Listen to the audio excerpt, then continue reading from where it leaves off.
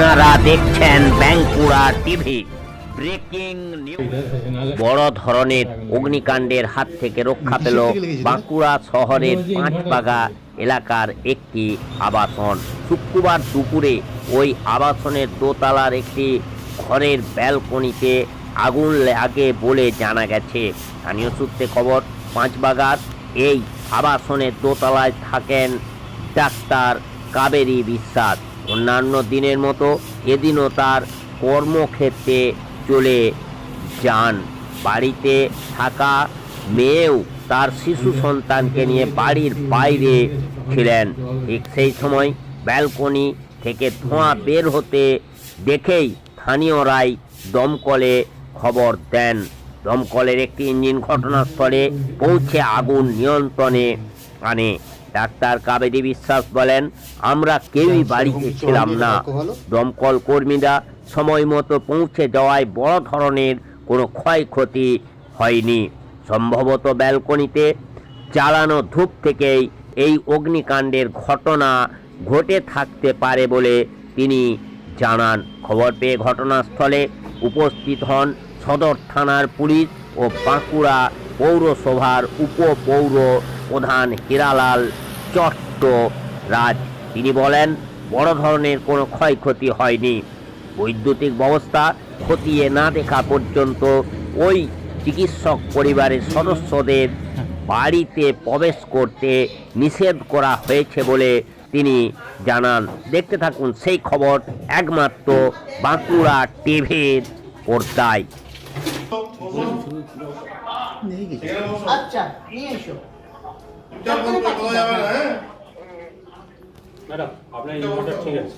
আচ্ছা ঠিক আছে, মেশিনটাও ঠিক আছে, ইনভার্টারের মেশিনটাও ঠিক আছে। ওইখানেই ওই জায়গা হ্যাঁ, জাস্ট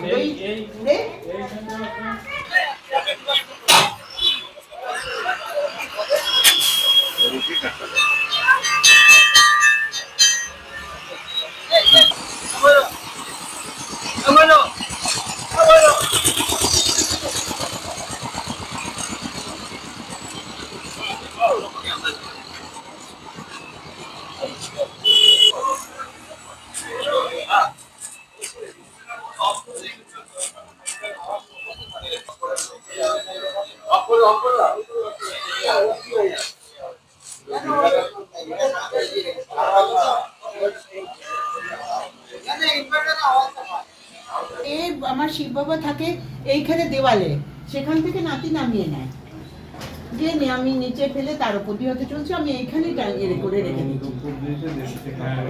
এখানে ঘটনাটা হচ্ছে, আমাকে একটু আগে ফোন করেছিল যে স্কাই ভিউ যে ফ্ল্যাট আছে সে ফ্ল্যাটে আগুন লেগে গেছে। আমি সাথে সাথে ফায়ারকে ফোন করি। ফায়ারও এসছেন, আমাদের আইসি সাহেবও আছেন, প্রশাসন থেকেও এসছেন। আপাতত মানে আগুন নিয়ন্ত্রণে চলে এসছে এবং নিভানো হয়ে গেছে। ক্ষয়ক্ষতি সেরকম কিছু হয়নি। আগের থেকে জানলা ভেঙে জলটা দেওয়া হয়েছিল বলে এখানে এলাকার মানুষ জল দিয়েছিল। মোটামুটি আগুন নিয়ন্ত্রণ হয়ে গেছে এবং আগুন নিভেও গেছে। এখন সব নিরাপদের মধ্যে আছেন। আমি বলেছি যে আগে ইলেকট্রিক ডিপার্টমেন্টে যারা আছেন তাদের খোঁজখবর দিয়ে ইলেকট্রিক ভালো করে চেক করে যেন বাড়িতে ঢোকা হয়। সেরকম কিছু ক্ষতি হয়নি। ওই বেলকনিতে লেগেছিল তো, বেলকনি সেরকম কিছু ছিল না। যদি আগুনটা নেভানো না হতো, যদি এখানে স্থানীয় মানুষ যদি আগাম জলটা না দিত, তাহলে অনেকটাই ফ্ল্যাটটা গড়ারই ক্ষতি হয়ে যেত। ওনাকে জিজ্ঞেস করলাম, উনি বললেন যে আমি ওই ঠাকুর পুজো করে ধূপ দিয়েছিলাম, একটা ধূপের থেকে হয়ে গেছে। চান করে পুজো করে ধূপ জ্বালিয়ে আমার পূর্ব দিকের ব্যালকনি বলতে ধূপটা লাগিয়ে দিয়েছিলাম, ঠাকুর ঘরের মধ্যে দিইনি।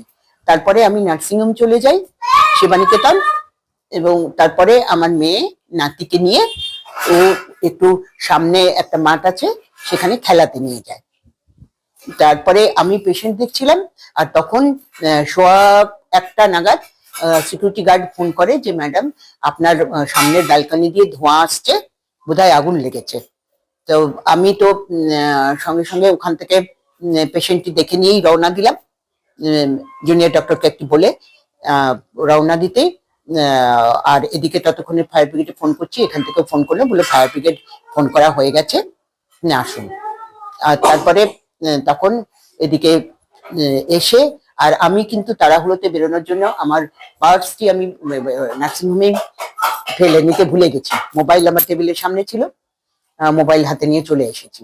সেই জন্য একটা ফায়ার ব্রিগেডে চলে এসেছে, আগেই জল স্প্রে করছিল খুবই, কিন্তু দরজা খুলতে না পারার জন্য আমার পার্সের মধ্যে চাবি রয়ে গেছে, সেই জন্য আমি করেছি, দরজাটা ভাঙতে হয়েছে। ভেঙে ওরা ঢুকে সব দেখেছে। তো শুধু ব্যালকনিটিরই যা ছিল সব পুড়ে গেছে। ব্যালকনিতে কিছু না কিছু জামা কাপড় ছিল ব্যালকনিতে, আর ওই ধূপেরই আগুনটা পড়ে ভুলটা আমারই হয়েছিল, ধূপ নিভিয়ে দিয়ে যাওয়া উচিত ছিল। সেটা ধূপের আগুনটি পড়ে ওই ওখানে জামা কাপড় কিছু আর ওখানে যে সুইচ বক্স সেটা পুড়ে গেছে। ওপরে একটা লফট ছিল সেটা পুড়ে গেছে, এইটা পুড়েছে। আর বাকি ওখানে আমার ব্যাটারি ইনভার্টারও ছিল, সেগুলো সব ঠিক আছে, বাকি ঘর ঠিক আছে। ফায়ার ব্রিগেড সাথে সাথে এসেছেন, ফায়ার ব্রিগেড এসেছেন বলেই হ্যাঁ আমাদের খুবই মানে ফায়ার ব্রিগেডকে আমি খুবই ধন্যবাদ জানাচ্ছি তাদের প্রম্পট অ্যাকশনের জন্য, যে তারা সঙ্গে সঙ্গে এসে যে ওয়াটার স্প্রে করেছেন নিচের থেকে পাইপ দিয়ে, তাতেই আগুনটা নিভে গেছে। আমার নাম ডক্টর কাবেরী বিশ্বাস।